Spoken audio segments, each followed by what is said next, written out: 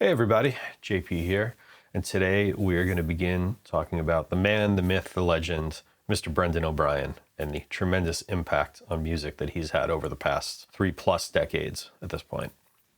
This is going to be a few videos. Rather than doing one big long one, I thought it would be better to sort of break them all up. So we're going to start out talking about how he sets up his drum bus, because it's pretty unique. He does a thing that he calls floating the kit. Which is sending the kit to its own drum bus, but the kick drum actually also goes to the main bus. So the kick drum is like the anchor. And then the rest of the kit, in my mind, I sort of picture the rest of the kit floating up onto its own little thing, and the kick drum kind of keeping it all tied together with the rest of the mix. A lot of the information we're going to go over here is courtesy of engineer Ryan Williams, fantastic engineer in his own right, and he was Brendan's assistant at Southern Tracks for 5 or 6 years back in the late 90s. Very privileged that he shared firsthand information on these techniques. And then there's a few other things that have just kind of made it through the grapevine over the years, like, well, we'll get to all that in a little bit, but just finding the right track to use for this was tricky because his music has covered such a wide range. You know, Pearl Jam, STP, Rage Against the Machine in the 90s, Limp Bizkit, which I think the Significant Other album is probably one of his best mixes. And I think you'll recognize this track right away once we get into it. You know, through all those bands, there are some commonalities that you'll notice. You know, there's certain things that he goes for in the snare drum, certain things that he goes for with room mics that, you know, you could really kind of key into. I chose this track because it has some pretty good room mics. It's real drums. You'll notice the tempo fluctuations to prove that. But the room mics, there's a stereo pair and a mono, and there's characteristics of both that you will notice in a lot of Brendan's work. And reverb as well. He's a big fan of the EMT 250, and we'll be using the Valhalla Vintage Verbs EMT Big Snare, you know, of course, tweaked to fit the track as usual. But why don't I play you a little bit of this track, and then we'll start breaking it down one by one.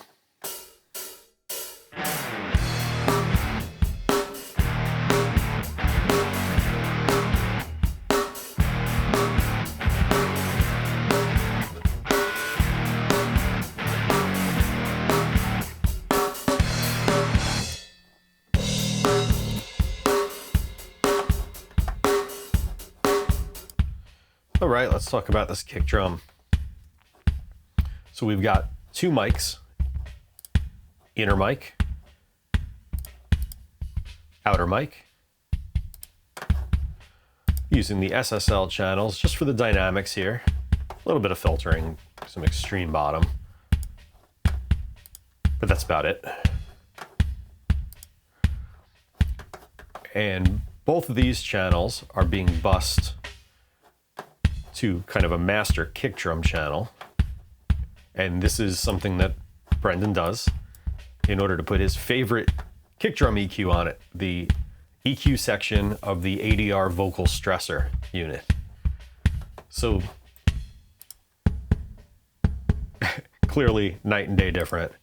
I'm demoing this plus 10 dB David Bendeth plugin. Actually, David Bendeth is, I think he's still in this area. He's like in the next town over for me, which is kind of funny. He's got a studio over there. A buddy of mine did an album with him about a decade ago. But anyhow, we've got the ability to do some pretty drastic things with this EQ that still sound very musical. That's kind of what's special about it. So I'm boosting 10 dB of 3K. I'm taking out 10 dB of, what's that, about 400. Boosting a little bit of 70 hertz and boosting some 10K on the top. Let me talk about a transformation, right? So I totally get why Brendan loves that. Snare. 3 mics. Again, just doing some dynamics on the old SSLs. I am taking off a little top on the under mic. That's good sounding under mic. I was able to compress it, gate it tightly. That's really useful. And then we've also got this side snare mic. It's got got a little distortion, a little rattle to it, but it's still not bad. I've got it tucked in there. Now, the 1176 on the snare. This is one of those things that, man, I could remember people talking about in the late 90s. Brendan O'Brien uses an 1176 on the snare with all 4 buttons pressed in. Like there were all these, you know, sort of grapevine rumors going around the industry, especially, you know, when Brendan was so popular with some of those great albums. I'm not sure, I never got confirmation from Ryan Williams or anyone else that he actually does this, but it sounds really cool. So I'm going to believe it. That's without it. To me, that just sounds like a Brendan O'Brien snare. And I've only got the 3 buttons in. I'm basically using the same settings for this as the Kick Snare 1176 bus video that I did a few weeks ago. And it would kind of make sense. I mean, Brendan kind of came up around the same time as, you know, he shared album credits with Jim Scott and some of those other guys, David Bianco, some of the Rick Rubin favorites in the 90s. So it would kind of make sense that he might do something similar to them. Especially if he knew Rick liked it and he was mixing for Rick. It doesn't sound bad with all 4 buttons in. I just don't think this snare needs it. The 3 is fine with me. Even just 4 sounds good. It's an improvement.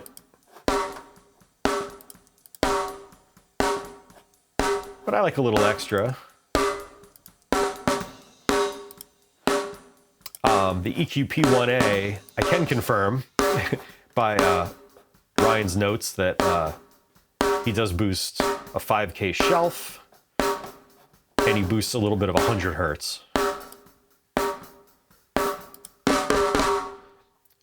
The Pultec on the snare, I mentioned this in the AC/DC snare video, it really puts the snare right in your face.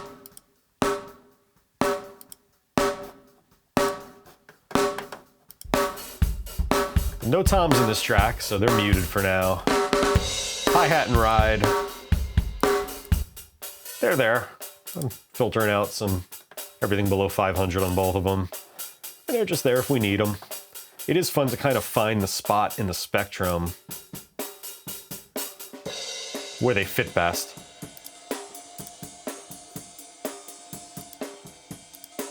You know, try to kind of match them with the overheads there. Of course, the overheads, I'm doing drummer's perspective, and these were recorded audience perspective. Brendan's favorite compressor on overheads is the Summit DCL 200 stereo compressor.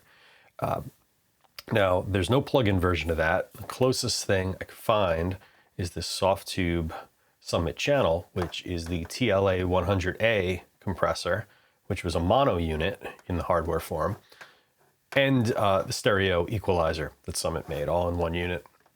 And I gotta say that even though they are different compressors, they had a lot of things in common, and all of the Summit gear from this era in the early 90s had a certain sound to it. It was a smoothness, there was a glue factor, like you kind of knew whatever you put through a piece of Summit gear, a certain tone was gonna be imbued into it from the processing, they had a pretty unique output stage in a lot of their gear. Dave Hill was their main designer, and he went on to form Crane Song in the late 90s, and sadly he passed away a few years ago. But TLA 100 was actually probably a more popular compressor than the DCL 200. The DCL was one of those things that did like one thing really well, and Brendan liked it for overheads, and he actually used it on the drum bus of Soundgarden's Super Unknown. So yeah, he was certainly a fan of it.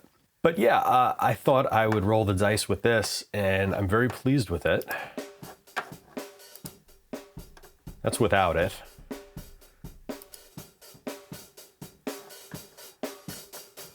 So I really just want to get a little bit of gain reduction when the snares hit.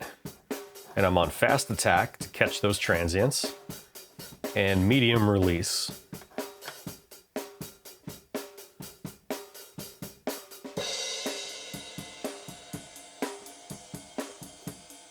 So that's real nice, subtle. Actually, let's do that down here. Yeah, It does a really nice thing. And with the EQ, I'm really just boosting some 10K and filtering out some bottom here at 82. And then again down here, there's this input low cut. You could also switch it to the detector. But I've got enough bottom in my room mics, so I didn't really need that. But yeah, I'm very happy with this. And in our drum bus compression video, we're gonna come back to this and listen to it on the bus. Go for some of that Soundgarden stuff. I'm also using the stereo width plugin to match the width of the stereo room mics, actually. Because without it, I felt like there was a little bit of a shift.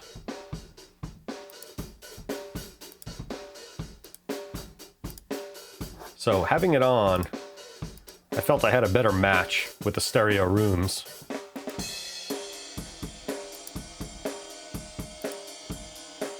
And check it out in mono. And not bad. A little bit of reduction, but nothing disappears. So let's look at the room. I am distressing the room on Nuke. Good room though, otherwise. A lot of fun you could have with that. And we're gonna come back to these room mics, see all these deactivated plugins. We're gonna go through them all in a separate video for room mics. But the other room mic that Brendan really liked, the original one that he liked was the 1178, which was a stereo 1176. So I'm doing something similar, 20-to-1. All 4 buttons in was a little too bouncy for me on this track, but I like 20-to-1 best. Livened it up just enough. But yeah, Brendan moved from the 1178 to the distressors. This sounds quite nice on 20-to-1 as well.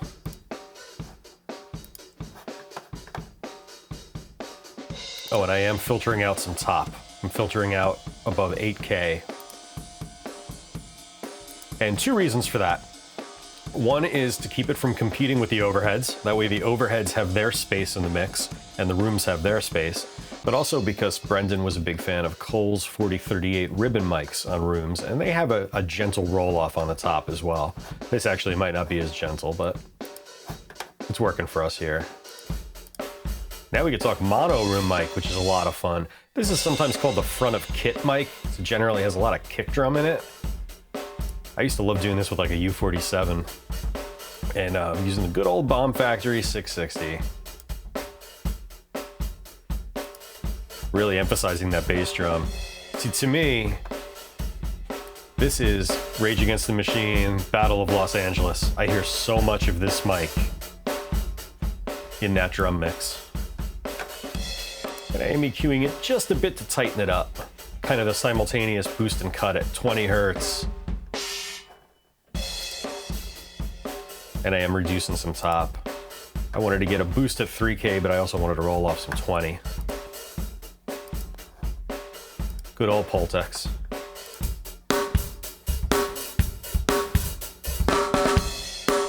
So now we can talk about the drum bus and what Brendan means when he refers to floating the drums. So we've got a bus compressor on the drum bus that everything is going to. And I'm using this wonderful AudioScape Neve 33609. I'm just demoing it right now and I'm really, really happy with it.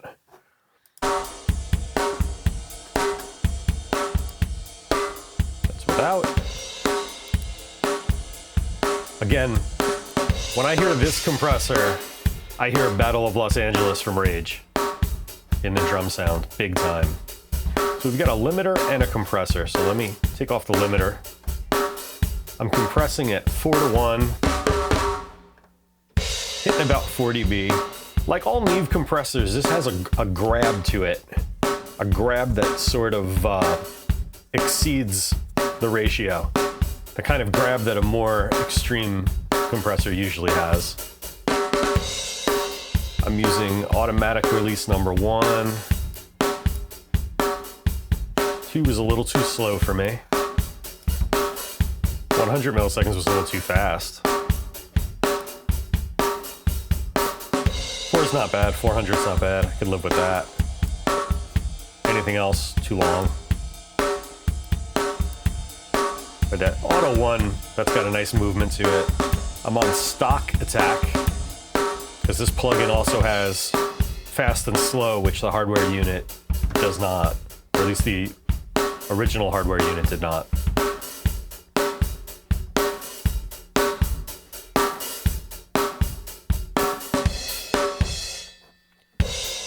And now, let's listen to the limiter. I love what that does to snare. Just a few dB, fast attack and fastest release, I should say. But together,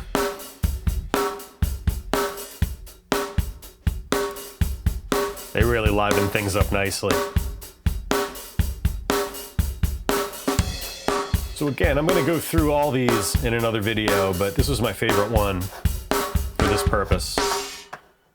And I feel like this is the one you might hear the most on his late 90s work, particularly that, Battle of Los Angeles.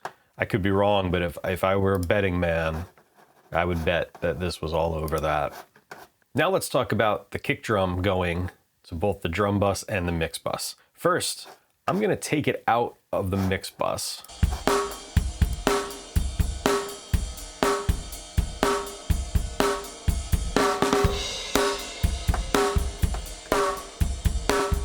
So that's just in the drum bus. Problem is, if you bring it up to where you want it to be, now it's hitting that bus compressor really hard. And the whole drum kit is moving from it. But if I bring it back down,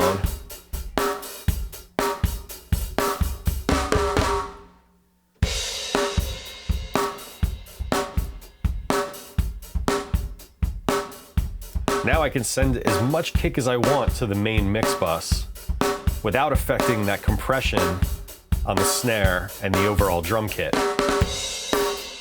I can get that really tall kick while the rest of the drum set bounces with the snare. Again.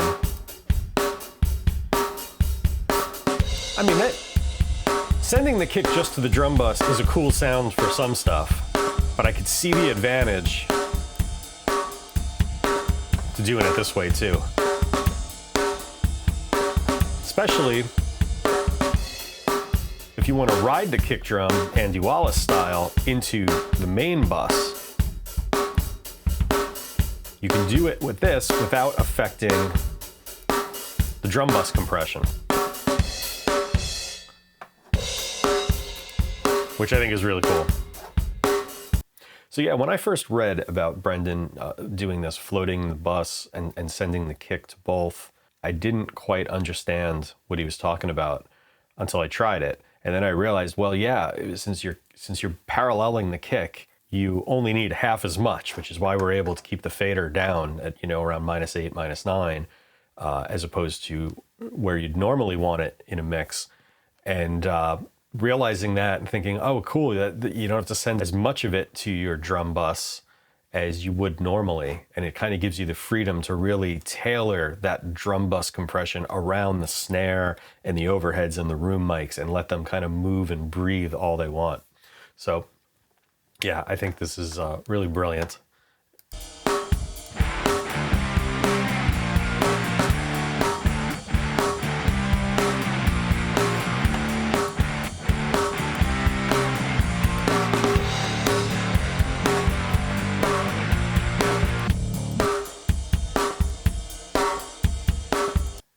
So yeah, really cool stuff. Again, this is just the first of several Brendan and Brian videos I have planned, but I figured it would be good to kind of go through the whole drum set, or at least most of it. We don't have toms, but everything else, and look at some of the basic things he does. So we've got the vocal stressor EQ, the ADR vocal stressor EQ on the kick drum.